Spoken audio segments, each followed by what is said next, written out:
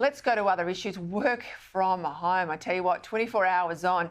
And the New South Wales Premier is facing a public backlash from his public servants after he abruptly ended work from home and ordered them all back into the office.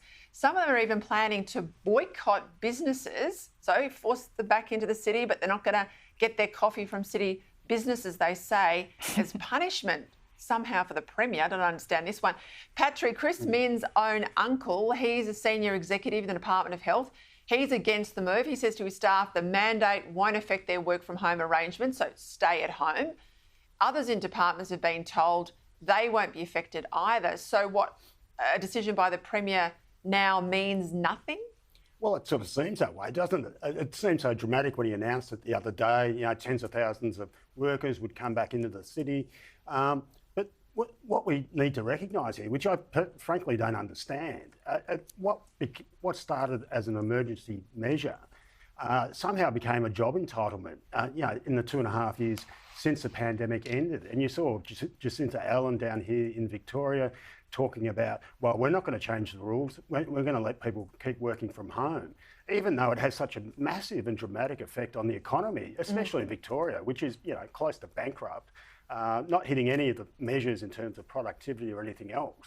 To actually call this an entitlement really beggars belief, as far as I'm concerned. Oh, I couldn't agree more. I couldn't agree more. I mean, they've got to get back into the office. This is not just obviously in Victoria, but also in Canberra and around the country. Let's go to some of that economic data. Obviously, we have the RBA yesterday keeping the cash rate on hold.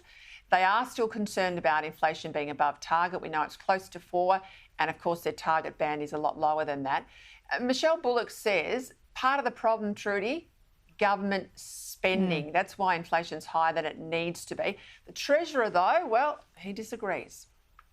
This decision is welcome because it recognises the progress that we've made on underlying inflation. We are confident about the Australian economy. We are confident we can continue to see inflation moderate. We're confident that we can continue to grow. Trudy, he's happy to take all the kudos, even though it's been revealed today that their flagship policy, this is to reduce the cost of your power bill, $300 per person, per household handout. Well, that's yet to be delivered in New South Wales, Victoria and South Australia because of red tape. Now, he can't spin this away. The RBA are saying spending by government is ticking up inflation. It's Economics 101. You better read the memo.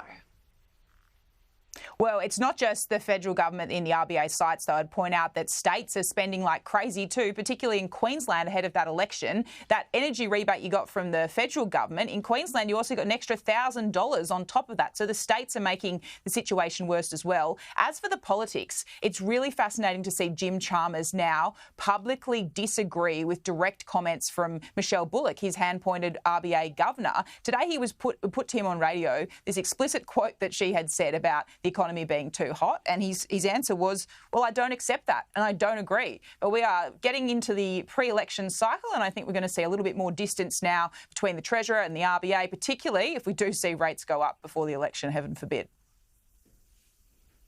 And I tell you what, when they're working around the strategy table of options to go early, options to go into next year, this is the number one issue. Cost of living is the number one issue, and playing hard into that obviously is rates, but also housing. We'll go to housing actually now, because in Victoria there's a promise to build homes. We know there's a national build target of 1.2 million homes by the end of the decade, well behind schedule. But Victoria have all of these other projects inside that overall target. We hear today that they've quietly scrapped 15 separate projects and pulled the funding. So Patrick, you know, the game here is they go out there, they make the pretty little announcement. We all cover it on TV that night. It gets into the print media. People think the homes are coming, and then a couple of months down the track, they take the money out of there, they scrap the project, possibly re-announce it somewhere else. But we're not seeing, these are phantom homes. We're not seeing anything built. And the journalists, up until now, haven't picked it up. Well, thank God they have, but this isn't good enough. No, I remember Dan Andrews announcing that back in 2020. He was wearing a hard hat, of course. He talked about $5.2 billion for 12,000 new homes. It sounded great at the time, very grandiose. 4 years later, I think there's 3,000 to 5,000 homes built under this program, and the state government doesn't know where it's going to find the money to actually build the rest. And Dan Andrews too, going back to 2022, he promised just before he resigned 800,000 new homes for Victoria in the next 10 years. He resigned. It sounded good at the time, and you look at the numbers since, there's no way in the world there's going to be 800,000. It'll be closer to 500,000. So that, you make a very good point. That difference between the announcement itself and the moment of reckoning many years down the track allows these politicians to make the most airy statements that they probably know will never come true.